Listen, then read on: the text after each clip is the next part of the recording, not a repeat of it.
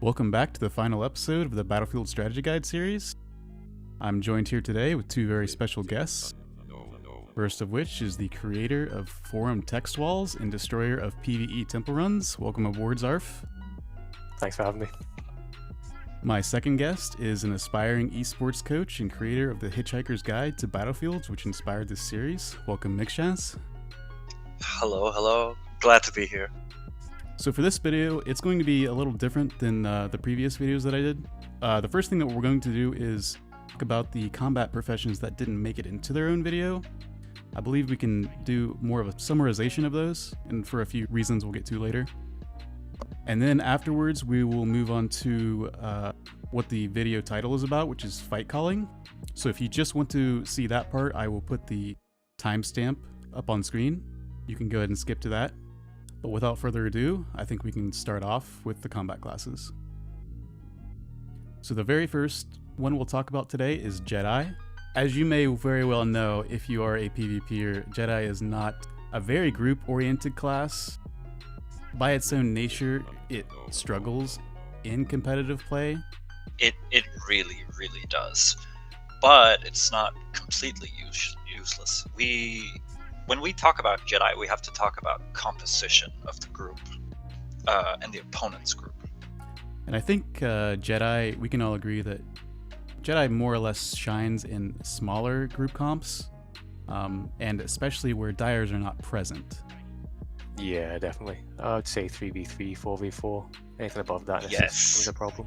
Even if Dyers are present, if it's a 4v4 and it's a solo officer on solo officer, you're gonna have that, let's say it's an LSJ. So infamous old Sinful Ace, he would run his 4v4 on Starsider back in the day. And he would saber throw when charge was up instead of scatter. And saber root is a very strong root. If you can't remove it, it's very dangerous. Yeah, I mean, you might as well just be single target nerf herder if you have saber root up. It's kind of ridiculous. And the cooldown's so small as well that you can constantly often reapply it. Exactly. I would say that if I had to choose a battlefield to bring Jedi in, it would be Bunker Assault due to the nature of it. Mm-hmm. Because Jedi can zip up and down those hills and run through base and just LOS the crap out of the enemy team and can do quite a substantial amount for their team, especially DSJ, I would say. I might even be willing to take Darkside Jedi above a 4v4 on Bunker, just because of the range of the corners. Yeah, that's fair. Yeah. And they can use the hill as well as line of sight advantage. You can kind of negotiate the terrain there. So we can't talk about Jedi in group PvP without talking about Saber Intercept. Now this is an ability that Jedi didn't always have, but when they did get it, it was a big, it was huge for them because they could actually contribute something to group play. Mm-hmm.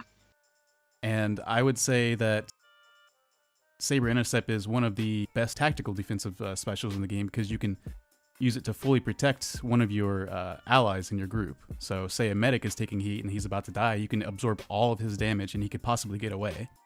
It's also good to stick on bounty hunters, especially after their shields have gone down and they're quite squishy. Oh, sure. Save your bounty hunters, guys. Yeah, absolutely. Save the bounty hunters. I'll mention as well that it's kind of like Prescience, where it will defend bounty hunters from dire roots, but you can dire snare someone through intercept.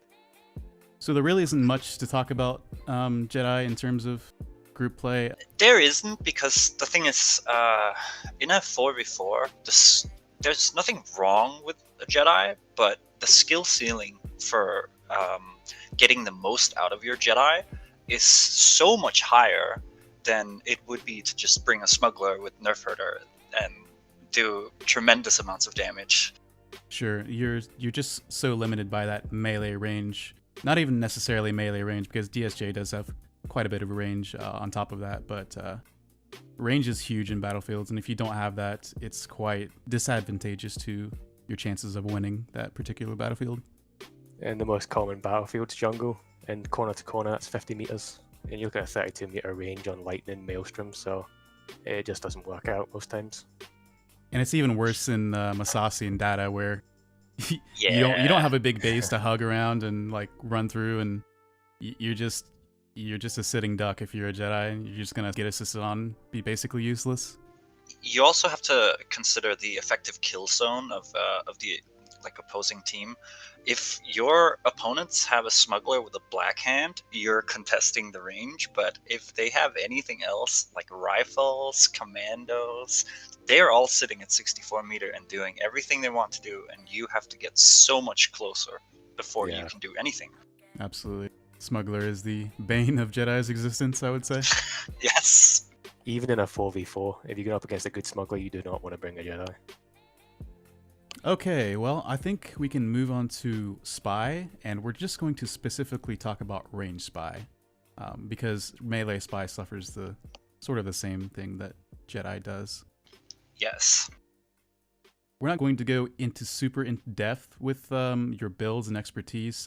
There are plenty of guides out there, but I will put up a general expertise outline up on the screen.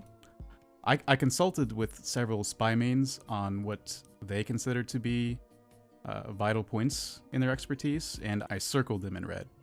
So the very first page, about Blaster Burst, Spy's Fang, Equilibrium, Assassin's Mark, Savagery, Preparation, Avoid Damage. Second page, Improved First Aid, Decoy, Snipe, Puncturing Strikes, Smoke and Mirror, Resonance, and Smoke Bomb. So we will get into what these abilities do here shortly. I wanted to first talk about Camo in relation to battlefields. Now, Camo, if you're not a melee spy, you really don't have to rely on this as much. You really don't. You get to sit at the nice, comfortable 64 meters as everyone else does. So, if you want, you can get the 2 points in the first page of expertise to get those, just to get a little bit of camo for closer engagements. But in general, as you know, a group support range spy, it's something you just want to stack more con or offense. It's just sort of a wasted stat if they invest in camo that it can be better spent elsewhere. And you also have to consider that for every second you spend in cloak is like global cooldown time where you're not pressing your 3 main abilities, and it doesn't matter which build you run, they're all gonna hit for like 2, 3, 4k. That hurts a lot. For sure. Yeah, Spy it's ridiculous on the assist damage. It's got potential to have the highest single target damage in the game if played properly. Yes. There's a misconception there as well, where most people think that Spy is just spike damage. It's really not. When you put on of course, the right stats, the right exotics, jewelry, the consistent damage is... I am a huge Assassins fanboy. So the thing is, if you get the Swifts and you get 3 or 4 in a row, you're not going to have a lot of damage on the leaderboard at the end of the battlefield because your targets were dead. Like it's like a submachine gun spy. It's crazy. It's really fun to play. But I think Razorcat probably does more damage per shot. Yeah, I'd agree. I mean, I've seen spies use both Assassinate and Razorcat. It's hard to tell the difference from the outside perspective, but from what I've heard, both of them are good. But Assassins tends to be preferable. I think Assassins is the one thing where you have to really pay attention to when you start getting those Swifts, and then you have to consider free targeting on your own. Because let's say you do a target swap to a medic, there's probably not a super high chance that he's going to survive 3 Assassin Swifts in a row and eat the heal debuff at the same time. That's very, very hard to survive, and it comes out so fast that you can barely react to it. And it's worth mentioning that Razorcat was actually nerfed on Legends last year, I believe. It no longer grants normal root immunity, so there's that as well. Oh, wow. Yeah. Okay. Yeah, I had no idea. Yeah. Yeah, it's been a while since you've been on that server. It really has. It really has. Okay, I think we can just move on to discussing the main abilities of Spy. We're not going to go into detail on every single ability, but we're going to go into detail on the important abilities that you need to know about in terms of battlefields and assist damage and whatnot. So the first one we're going to start off with is your Snipe ability.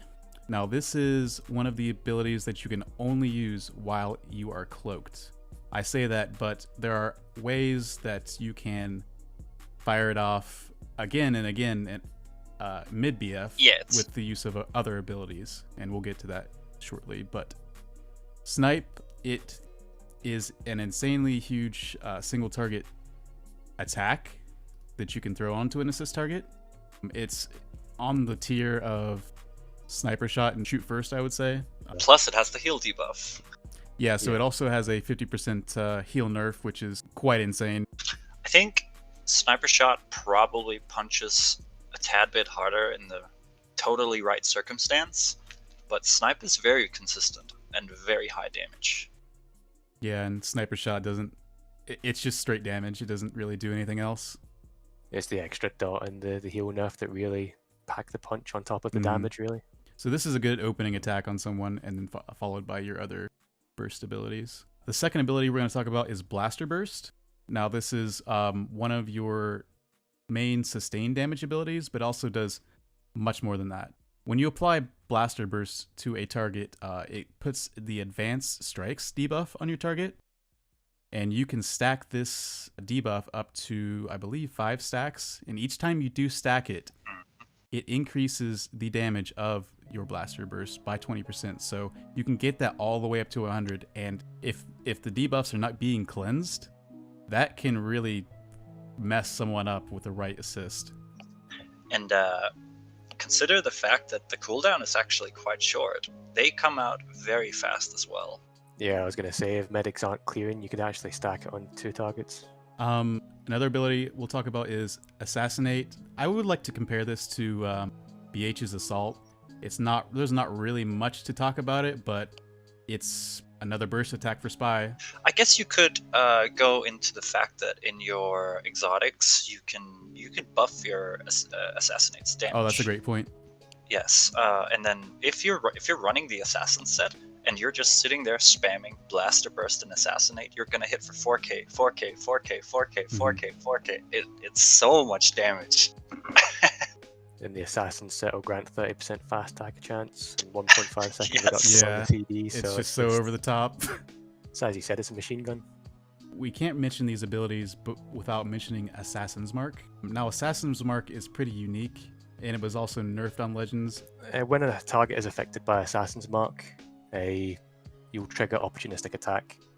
After Opportunistic Attack affects the target, 4 seconds later, you can then affect it again. There's a recourse duration of 4 seconds. And I would say the best way to explain Opportunistic Attack is if you have a Synapse Focus Crystal. It works kind of the same way, and it's just like a straight damage proc on your target. It's a proc effect, yeah. And what's interesting about them proc effects is they can all trigger each other. So you can proc Assassin's, Opportunistic Attack off of Crystal off of Opportunistic Attack. So the way it used to be before the recourse was that this would also work on your team members, right? So everyone that hit the target, this is very good for assist calling. Yeah. I don't know. It used to be really strong. Does it still work on it? It doesn't work that way anymore. It's only the Spy now. So it's only a Spy, okay. Nice. Not a Spy main here, so. It'll be sorry, maybe I wasn't clear. It will be any target. So any target that hits the opponent has a chance to proc Opportunistic Attack. Once Opportunistic Attack affects the target, there's then a 4-second recourse. Gotcha. Okay, but that still sounds a lot better than the old Assassin's Mark.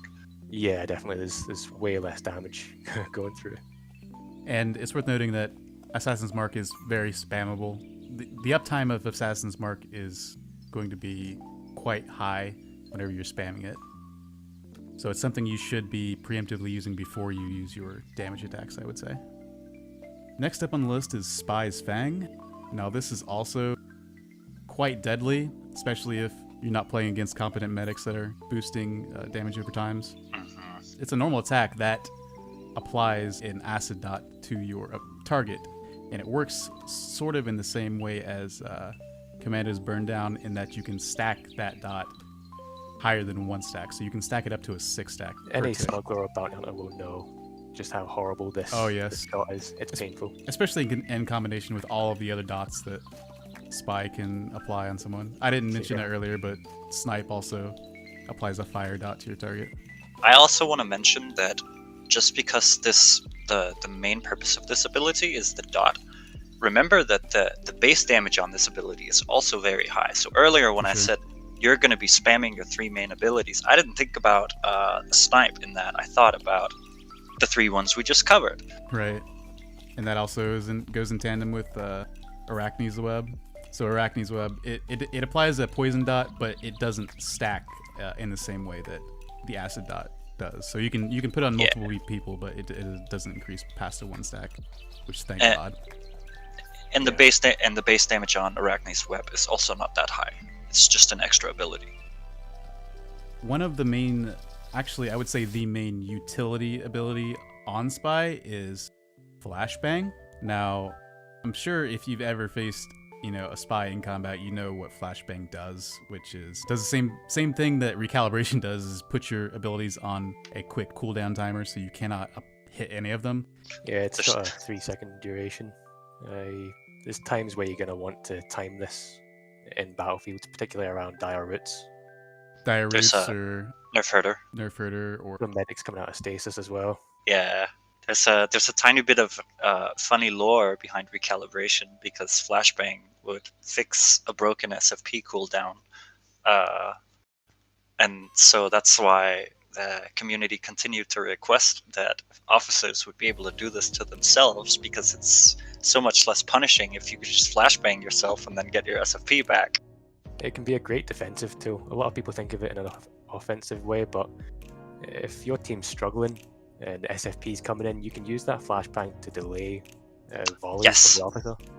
You might even mess up the timing so bad that they cannot properly get off a second volley, or at least they won't have the same impact, because maybe only 1 or 2 of the grenades are ready for the second volley, and then it's just not going to hurt so much. They just won't have that punch. Exactly. So the last attack we'll talk about is Venomous Ploy. Most classes have something similar like this. They all do different things. Commando has Plasma Mine, Smuggler has Dirty Trick. Yeah, it's a poison dot. Oh, yeah, but it's on ground location. Sure. Yeah. So you have to walk through Venomous Ploy for that dot to apply to you, which is just another dot you have to deal with Spy. What don't they have? Yeah, seriously. While we're on the topic of ground placed AoEs like dots and stuff like that, is this a good time, because this is the assist and movement video, to mention that let's say you are a medic and you drop your poop cloud in the bunker door, or a spy, it doesn't matter. So a trick I like to use was having my combat log open, and I would actually sit there and pay attention to whether or not I hit a target that I can't see. Sure, like a BH cloaked. This is one of those abilities that you can do this with. You can do this with Commando, you can do this with every class. So I wanted to also talk about the other abilities that put you back into Cloak, or allow you to use Cloak-only abilities. And those are Decoy, Smoke Bomb, and Smoke and Mirrors. So Smoke and Mirrors doesn't put you in Cloak, but like I said, it allows you to use your Cloak-only abilities. Decoy does put you in Cloak, and it, just like it says, it puts out a decoy that some people may think is you, but as they attack the decoy, it will eventually fade away and you will get decloaked. And you can use your stealth-only abilities while in this state, like Snipe. And Smoke Bomb. Now, Smoke Bomb, by default, has a very long cooldown, unless you invest more points into it and expertise. But it's also a good getaway tool if you're trying to save a kill in battlefields. Which can be valuable if it's a very close game. Sure. So Spy has, maybe more than other classes, the ability to just kind of never die in BFs if properly played, positioning wise. Yeah, for sure. So when you're out and about in the open world, recloaking and getting off your kill combo is a very, very common thing to do. It's not SWG, it's like every game with an assassin class. They will do this. And this is going to be your primary use in battlefields as well. And it's also worth noting that smugglers can also cloak you, and that's another way to get off your snipes. Yes, that will also work. So the last thing I wanted to mention while we're on the subject is Decoy. You can actually use this tactically. You can pop Decoy and you can run through dire traps. That goes very well hand in hand with what Zarf mentioned earlier in terms of using Flashbang defensively, because if you can avoid the dire traps and you have a bit of a clusterfuck, if I can use that kind of language here, there's usually going to be dire traps for both teams, right? So if you're not dire, you can still place your Flashbang really well. In the expertise, there's also 2 boxes that you're going to want to pick up. Resonance, which provides 2% armor neglect for each point for a total of 3 points, 6% total. Savagery is 3 stacks of 5% for 15% total. So Savagery provides 5% crit damage increase per point spent for a total of 3 points. So 15% crit damage increase for the entire box. And for this reason, actually, I'd like to stack crit on a spy, like have PvP crit, have weapon crit, just so that you're constantly firing off crits and getting that savagery up as quick as possible for your teammates. Mm-hmm. Since that applies to all of your teammates, that can be actually huge for assist damage. Targets are going to melt insanely quickly with those bonuses. Yeah. So the strike through one is great for few on your team, but the crit one works for everyone. So what I like to do when I played Spy was I didn't have the strike through line at all. I just had the crit line, because the crit line, if it's up when SFP is popped, it all stacks. It's all accumulative. It's all accumulative with commando damage, with smuggler damage. Yeah, sure, maybe the bounty hunter is hoping for a strike through, but how often do you win a match I don't know, man. on a sniper shot? I'm always praying for those 16k sniper shots. I don't know about you. Yes. Praying but never getting them. Yes. I think that about wraps up most of the talking points about Spy. What I'll have to say about Spy is that it's not always good in every group comp. I think Spy is really good at farming people, but not necessarily at wiping people. It's great to play at a distance to keep pressure on smugglers and BHs, and if a medic gets out of position, it's really great at nuking them. Yes, so if it's a highly competitive battlefield and you have a strategy revolving around farming their BH, for example, maybe they have a lot of faith put in the BH's assist calling and stuff like that. If you can lock that person down, sure, Spy is good. But if you're playing a team with 3 commandos, you are actually going to suffer quite a lot as the Spy. I think it also depends on who's at the helm and how they're playing the profession. Yeah, for sure. And there's a big skill difference between the top spies and even good spies. And that is one of the reasons why this didn't make it into its own full-length video. Spy is generally rarely taken into BFs for several reasons, including this one, and the fact that not many people play it well, not many people have a Spy. In smaller BFs, it can be really cancerous to play with and just not a very good time, so that's what I have to say about the profession. It quickly becomes a race to match one team Spy with your own Spy, and then both of you have a Spy, and then the whole match kind of goes degenerate. Yeah, it just evolves from there. Yes. We can move on to the primary focus of this video, which is about fight calling roles, and there are 2. Good. I've got a bit of a surprise that you might want to cut out. Okay. Hell yeah. Fuck it, I'll keep it in. A good transition. Yeah. So there are 2 primary fight calling roles. Those 2 roles are the assist caller and the movement caller.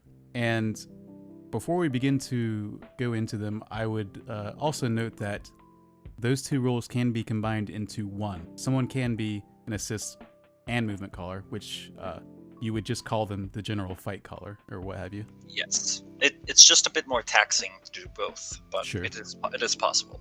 Unfortunately, it's quite common as well. More than half of the battlefields I'm in, I'm usually doing both, unfortunately. Just because Yes. of experience. Now, the very first point about assist calling is how you want to call your targets. You want to be focusing on targets that you think you can secure kills on. if you are just fighting from range, it's okay to pick targets that whatever you can get at the time. But as things progress, you will want to not focus your assist calling on, say, a commando with stand fast up. You have to pay attention to their buff bar, and this is one of the most important things about being an assist caller, is paying attention to buffs and debuffs in general on everyone's bars. Yeah. You absolutely have to learn to not look at the medic buffs, at the end buff. You have to learn to look specifically for the important buffs. Because if you're looking at all of the buffs, your brain is going to melt. Yes. Yeah. And There's there a bit is of an art check there as well. Like, you need to know defensive cooldowns, you need to know offensive abilities. yes. And you need to have a timer in your head for these things too. So say one of your officers hit SFP, you need to basically 3 minutes down the line realize that your officer or their officer, if they hit SFP, is going to have it back. I think it is more important for you to remember the enemy's cooldowns than your own, assuming that your teammates have a mic and are communicating their cooldowns. Yes. They should be communicating. They really should. They really should. The more well-oiled your machine is, if your medics are calling sprays, your officers are calling SFPs and cooldowns, the better this thing is going to go entirely. Yeah, absolutely. Now, when you are vocalizing your assist, especially new assist callers, I will see this mistake quite often. They won't call target names. They will just say assist, assist, assist over and over again. And this is not a good idea, because when you're just saying assist, people don't necessarily know that you've changed targets. They may think that you are just trying to get more people onto that assist. And which is not a good idea. So when I call assist, I like to say, I don't even say assist usually. I usually say the person's name. Yeah, that's what I do. Yeah, same. There's a whole rabbit hole of why it's better to just say the name. Because let's say you have a smuggler on your team. Maybe you don't want him to use a dyer on the enemy BH. But if you're saying assist, he doesn't really know why you're targeting a certain player. Yeah. And just off the back of that as well, it helps to sometimes throw out a bit of information. You might say, my target SFP, and then there's a sense of urgency as to why people should target who you're targeting. I don't know if this is too early to mention free target, but this is also very, very valuable. Because if you're the one that's doing the assist calling and you have the enemy in a pinch and you see the enemy medic in stasis, sometimes it's okay for you to sacrifice some damage and just wait. But remember to call free target so people are still doing damage to people. Yeah. And it's also important to, I would say, call free target when you're dead. Yes. Especially if there's no secondary assist caller. Because if people are just really tightly following your leadership and maybe they're newer to BFs and they don't realize you're dead, you need to communicate that so the damage keeps going out. Yeah, absolutely. I mean, when you get in-capped or you die, you just don't have the same kind of control over your camera and over targeting. It's also worth noting that you can still call targets when you're a corpse, but if people have their assist macros set to you, it's not going to work, because you will be corpse of Zarf or corpse of Micshaz instead of Micshaz. So you need to pick your targets in that case. Yes, they would have to manually find the target in this case. Whereas where free target actually makes a lot more sense, because people are usually going to pick the one that's closest to them. And you can also designate a secondary assist caller, which people can set a second assist to. Not something I do if I'm not calling assists, but it's still nice to have someone else as a backup to be able to call things like this whenever the main assist caller is either out of range or just dead, in-capped. Yeah, I was gonna say this has been super valuable. If I've been main assist and Sammy Boy's been on the team, he's a very good target selector as well. He might stop a bounty hunter that's trying to push on us, where I'm focusing on other things, and he's like, nope, this is not happening. secondary assist, and then bam, we switch. He's got the dire on him. It's good. It's good, but it is harder. It is harder. Yep. It's worth mentioning there that when you have a secondary assist caller, the main assist caller will set their assist to secondary, Yes. so that they transition smoothly between one another. Yes. So if you are using the secondary assist, it's probably worth pressing your assist button a few more times than just once, in case that the target has been swapped slowly. Yeah, a lot of times when I've played with someone like Sam, I may be the primary assist caller, but he may call assist just as much as I do, and I hit my assist on him when he calls it, and hits his assist on me when I call it, and it just goes back and forth from there whenever we find ideal targets that the other person did not find. Mhm. This is also, again, really, really valuable with a smuggler BH duo, because the BH, if he's firing cripple, it's not a 100% chance to dire snare, but the smuggler is. Something I also wanted to mention was when you are calling targets, there are basically two ways to do this. You can tab target, which is a viable way to do it, but it is objectively slower than cursor targeting. I do a third thing. I have a target bind for every single person on the Oh other yeah, team. That's what I did. Yeah. yeah. I'm too lazy to set all those up, and that's just too many buttons that I can manage personally. For me, it's a matter of I can just hit my bind for the BH, and I look on my screen like, where is he? Okay, he's not a good target right now. Oh, the medic, he's in a bad spot right now. Sure, let's go. So, you end up getting some focus targets that are very valuable to kill. But I'm also using tab targeting, but I'm using I have it set to the closest target. And that's just for rapid fire assisting. I'll use a mixture of all three: tab, manual, and then keybinds. Usually for my keybinds, I'll set 7 and 8 on my number pad for medics, 4 and 5 for officers, 1 and 2 for squishy targets, smugglers, bounty hunters, Yes. 6 and 3 for commandos. It helps so much to have a system, because then you don't really need to worry about, is that Brotix, or is it Rahak, or is it Max? Yeah. It's just, that's the commando. Bam, hit it. Yeah, exactly. It becomes muscle memory. And even if you don't do that particular playstyle, like I don't, it is still very vital to have some target binds. So you will need to, say you are playing BH, you will want to target bind the other BH.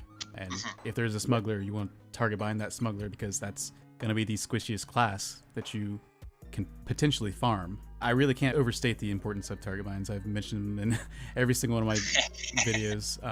Every class should ideally be using them. You can probably get away with not using it on officer commando, but definitely keep it on your checklist, especially if you plan on being a good assist caller.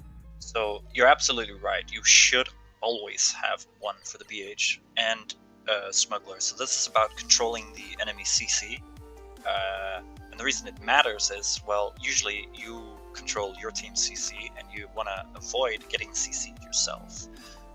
But also, I do want to point out that I'm actually a huge fan of also focusing on having a commando bind, because commandos rack up so much damage. So if you can control the enemy commando without CCing them, i.e. damaging them, make them waste their strong cooldowns like stand fast in situations where it doesn't really matter for them to be using stand fast, or where it doesn't make sense to be using stand fast, then this is gonna give you so much breathing space. This is very, very helpful if you're fighting a team with multiple commandos, because the damage is very high. Very, very high. And if they waste that defensive cooldown, it's a great opportunity later to engage in a team fight when they don't have it. Yeah. One last thing I want to cover as far as an assist caller's roles is calling stasises. You're really going to have the awareness role aside from the movement caller for your group. And one of the things you're going to want to call is your stasis other for your medics, because they're more than likely going to be focused on healing and debuffing and whatnot. But so if you see a target like an officer with SFP up, you can call stasis on that target, and the medics will hit their assist, and then they can in turn stasis that SFP and just soak up that damage. Or this can also go for Command of Standfast, or anything really that you want to get out of the fight temporarily. Even like a cloaked bounty hunter, you might want to stay. Oh yes, yeah, of you. Yeah. If you can get that timing right, it doesn't even necessarily have to be cloaked. If they're just charging in with recourse, that is definitely an excellent target for you to tell your medics to put a box on. Now, you were talking about assist calling being very awareness based, and this is very, very true. The more things you can pay attention to and communicate through your team effectively, the better. There's really not a thing you can communicate that isn't relevant. Everything you see should be mentioned, but It's very hard to keep track of all of these things at once. And that's why it's vital for your group to be communicating with you, to you. This also means that you have a lot of room for creativity. So hypothetically, if you are calling both movement and assist at the same time, and you have a bit of a creative mindset, there's a super high skill ceiling for what you can accomplish as an assist caller. You might sacrifice some of your personal performance, which is fine if you end up circling around your opponent and massacring them. We can now turn to movement caller. Now, like I mentioned earlier, this can be the same person as the assist caller, but ideally it's more efficient to have this separated into 2 roles, just so it's less pressure onto one person. The very first thing that comes to mind when I think of a movement caller is the requirement of having map awareness, and this is not a hard thing to do for as far as battlefields go, because there are only 4 battlefields and their layouts don't change. Mostly it's a revolving bunker fight.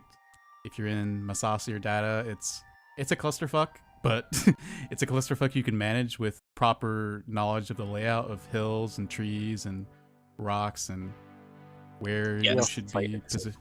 Right. So map awareness. This really all it comes down to is doing battlefields. You're gonna get that awareness from playing and following, more experienced movement callers and listening to what they do. I would say a good example of a map awareness based movement call would be to run to the roof of the bunker in Jungle Warfare. Yes, that's a very common one. So a lot of the reasons people do this is if their team is so split up that it would be impossible for them to get them back up to speed, if you would, because there is a limit to the range on drag. That is the primary reason I would say most fights end up on the roof. Yes, it's a last-ditch effort before you consider sinking the battlefield to damage mitigate how many deaths you're taking, and that is exactly because of drag range. It changes the pace a bit as well, just due to the difference in range. And the pinch point is very isolated, so you always know where the enemy has to go up to get to the roof. Yeah. And as far as the inside of the main structure, it's also really important that you know the layout of the interior, because at some point you will have to go inside the bunker to either cut people off or regroup with your team. So it's vital to know where the hallways lead, how to get out, because there's 3 entrances to that bunker. Bounty hunters in particular need to know the layout for flanking. Yes.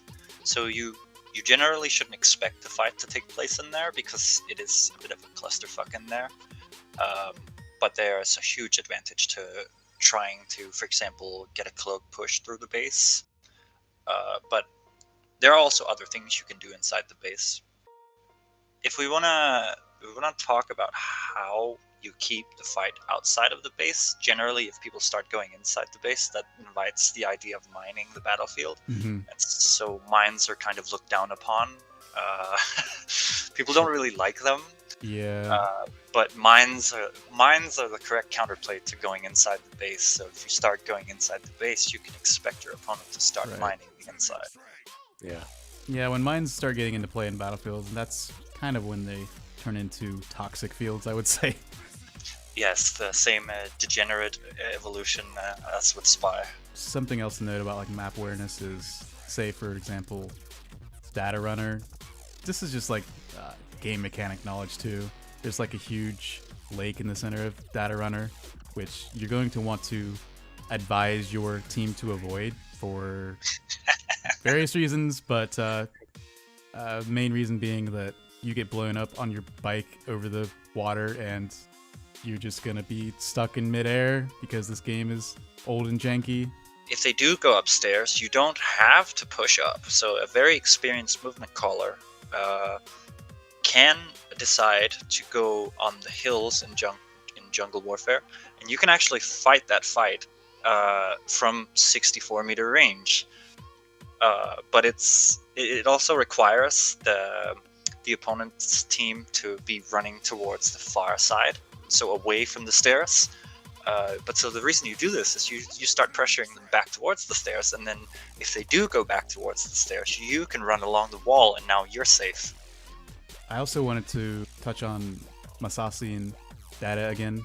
Not quite as often played, but still worth mentioning that having hills and trees is better than not having the hill and trees and trying to run up and engage people who have that, because that is height advantage and LOS advantage are everything.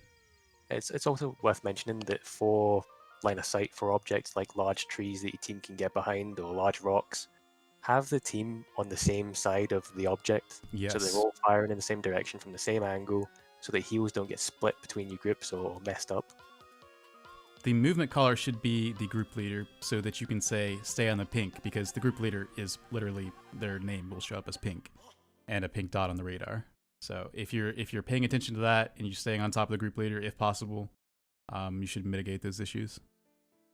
Group positioning is the next point I want to talk about. As a movement caller, you want to make sure that you're not like tunneling into health bars and your abilities. You need to have eyes and like look at the positioning of your teammates and also the positioning of the enemy team, and see if anyone is overextended, or if your medics are, say, falling back, but the rest of your team is not aware of that, and that needs to be communicated, because you're going to want to communicate a fallback if everyone is not on the same page about it. In SWG, you have to remember most of the game takes place on a kind of 2D plane, so high ground does matter in this game.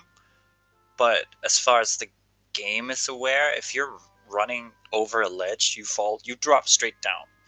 Right.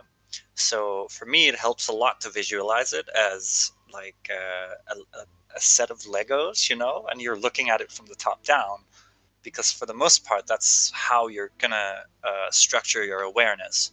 So it's kind of obvious that, well, if you have the base on your left side or right side, depending on which side you're coming in from, well, your teammates are gonna go behind the wall to avoid getting hit, and they have to come out in the open to start hitting your opponent.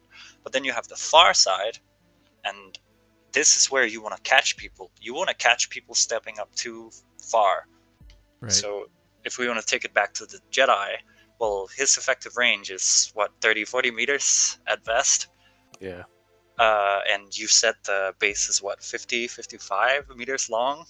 Yeah, exactly. So the Jedi has to go really quite far to hit the first target, but not the back. They're not going to hit the back targets. They're not going to hit the commandos in the back. They're going to hit the smugglers that are way up in front.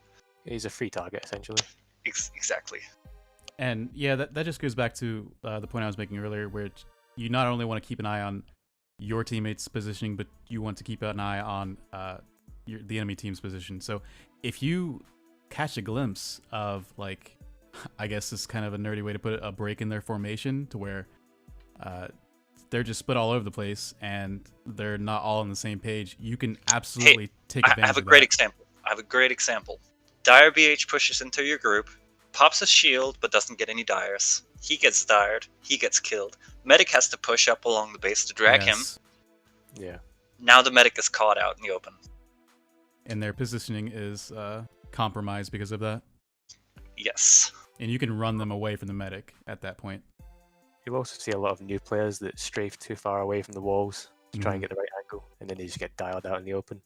And then you're a burden on your team because healers are having to soak heals into you. Yeah, if you want to do that effectively, you have to respect your 64-meter range. So Yeah. if you're doing that as a bounty hunter, you have to understand the fact that if you are strafing far away from the base, you have to have less than 2 meters going backwards to be out of 64-meter range. So you want to have your team's kill zone so far in front of you that you don't have to move very far back to avoid getting hit anymore. Then it's not that dangerous anymore, but it is still dangerous to do it.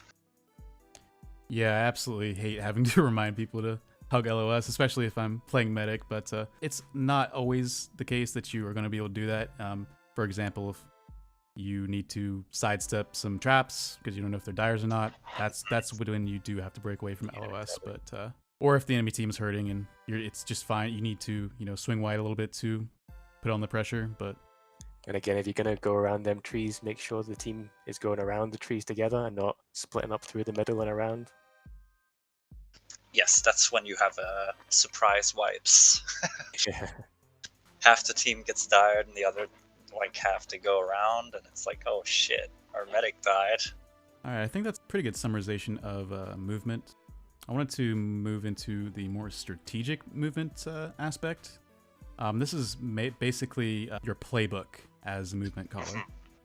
There are many ways you can approach how to mobilize your team, and it all depends on the situation, how the battlefield's going, what you're up against.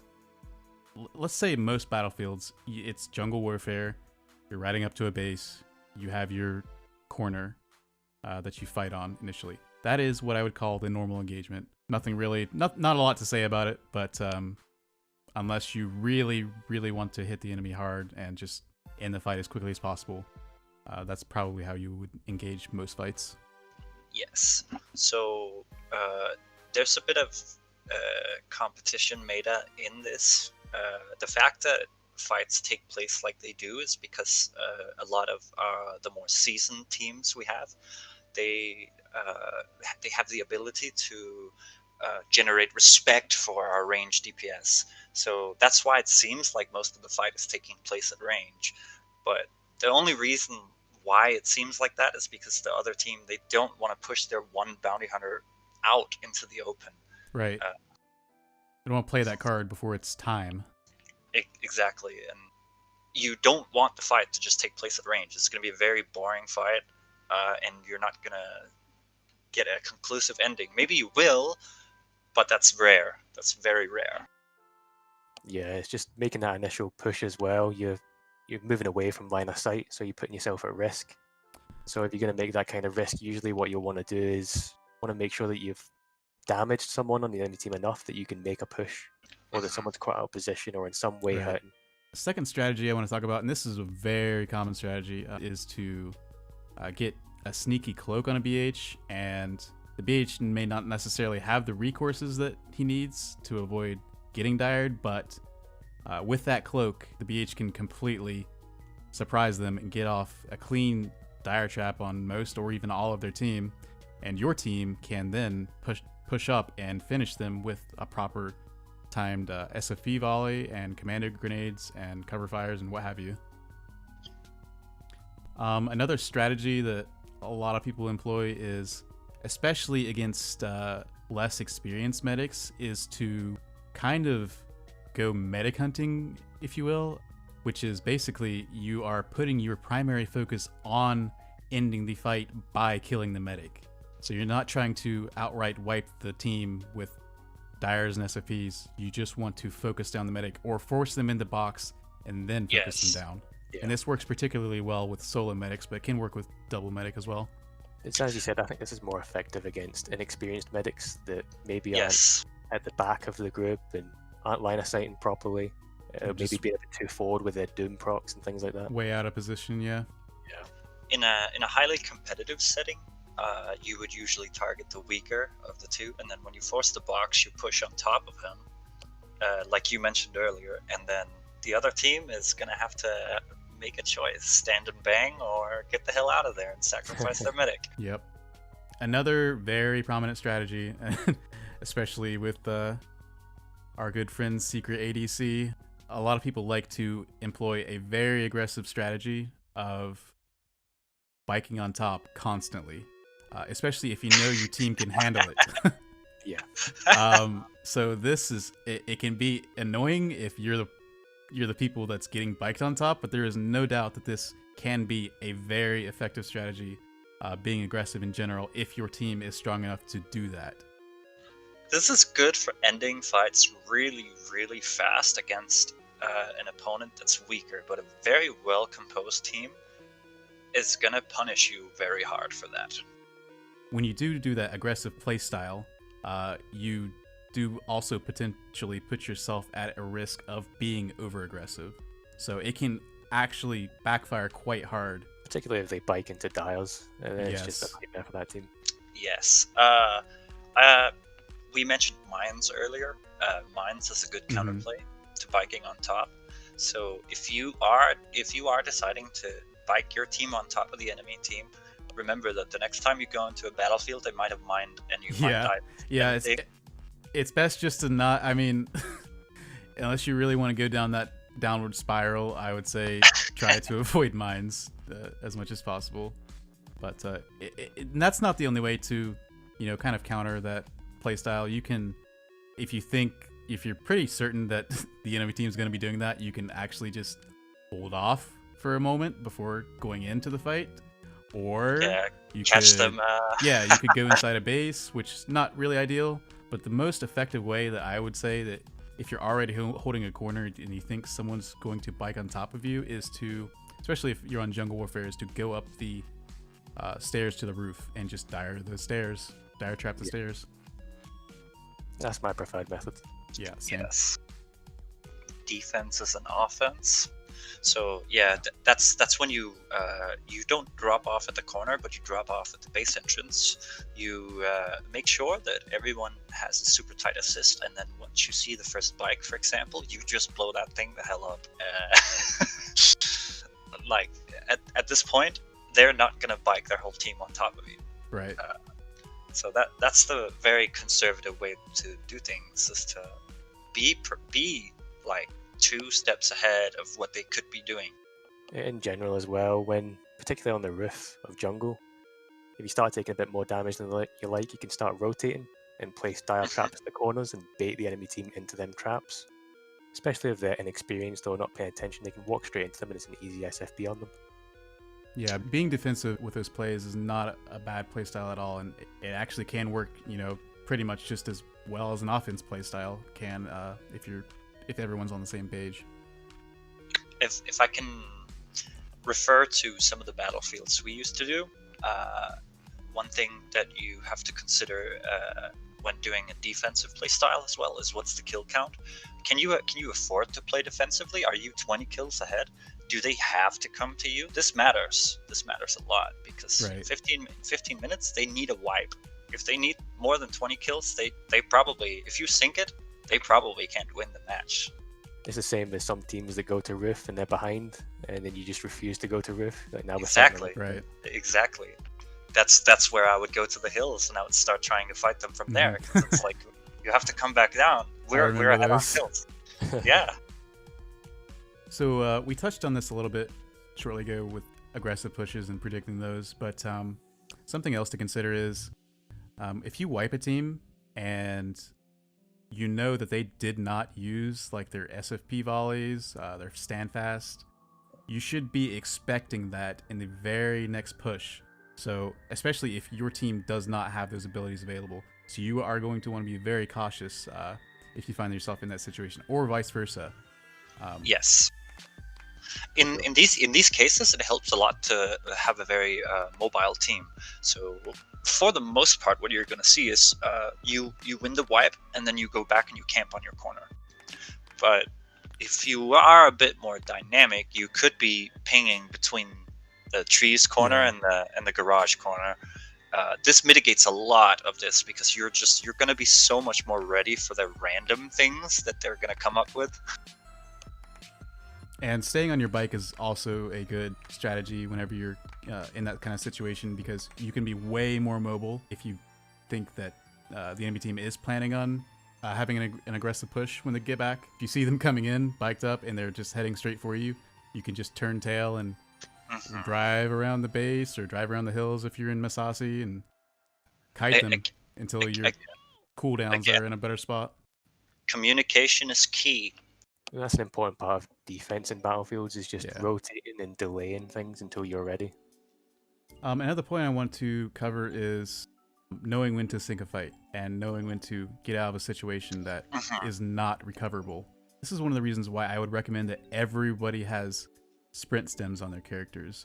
It's one of the most powerful items in battlefields that you can have access to, because saving kills is very important. And if possible, a fight's not going your way and is just like, it's not in any way going to be recoverable, you need to make that call as a movement caller so that people know that they need to get out of there either with an officer run or a sprint stem and potentially save 2-3 kills, and that can mean a lot at the end if it's a very close fight in terms of winning. Definitely. These roles, assist and movement, they're not always separate. Sometimes someone is going to be calling both, and I would not recommend this for most people. It's a lot of pressure for the person, especially someone's calling assist, someone's calling movement, but they also have to focus on their damage attacks, their utilities. Most people are really not cut out for this. Some people are, and it takes a lot of experience. I would say hundreds of battlefields to be able to pull this off. It's definitely, yeah. So ideally, you really want to step up and help whenever someone is taking this role.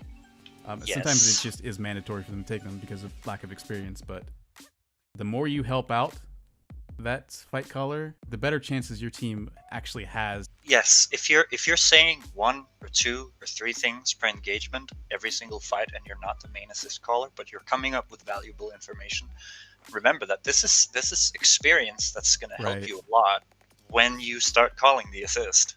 Right, and that's really all it is to it. Everyone, that's how everyone starts off. Really, is they start off as being a little vocal, then more vocal, and calling assist for the first time, and calling assist a lot. And I quite like to put newer players into the secondary assist role. Yes. For it. Yeah. It also helps them because if it's like a smuggler, they usually have the secondary objective to doing damage. That is to have your single target dyer locked and loaded, ready for the BH if he steps out of line. So it does help them focus on the micro management of battlefields rather than the macro management of battlefields. Yeah, true. And it is really all about micromanagement. And I mentioned this in the medic video about tunneling. When you have all of these roles on one person, it can be very easy for someone to start to slip up on some of their roles. So really, you really shouldn't be trying to do all of this all at once. You need to focus on one thing before you try to get good at something else. I would say one of the best ways to do this is to record yourself playing in a battlefield, and afterward watching it on playback and seeing the mistakes you made. Just say, oh, okay, I did this wrong, I could do better next time, and then putting the effort in to focus on that mistake, and the next time you're in the battlefield you can try to improve upon that. Try and notice the small situations, like, oh, that guy stepped out of line and I could have secured a kill on him, but I tunneled on this guy instead, which I shouldn't have. And then, yes, there is a huge advantage to splitting movement and assist calling, but I would say there's benefits and disadvantages to both. Because if there's bad communication between movement caller and assist caller, it's not as easy to have a well-oiled machine. Yeah, for sure. But if you have, like, for example, me and Sam, we have super great synergy. So if he's calling movement and I'm calling assist, we're having so much fun. We're just blasting around. You wouldn't want to take inexperienced callers into incredibly competitive games. You'd want to put it at the same level, inexperienced teams against inexperienced teams, and then take a new shot caller on board, teaching. There is one more thing I wanted to address before we kind of wrap up. In these roles, assist caller, movement caller, fight caller, whatever, you really need to not only be vocal, but I would say you need to be aggressively vocal. Yeah. A good example of this is if you've ever played with Sammy Boy, you know what being aggressively vocal is, because you can really get into the fight, and it's not always a bad idea to criticize your teammates on their positioning. If they're not being criticized, they're not going to learn, especially if they have no willingness to learn. You have to command a certain amount of respect from your opponents, but also from your teammates. You need to hype up your teammates. I have a pretty quiet assist call compared to most people, I would say.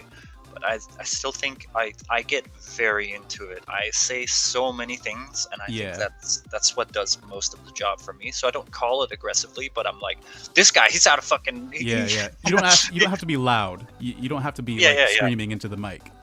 But you do need to get into the flow. Just don't be monotone. You have to be confident in what it is you're calling. You can't start thinking about your own decisions and what your team's going to be doing, because then your team second guesses it as well.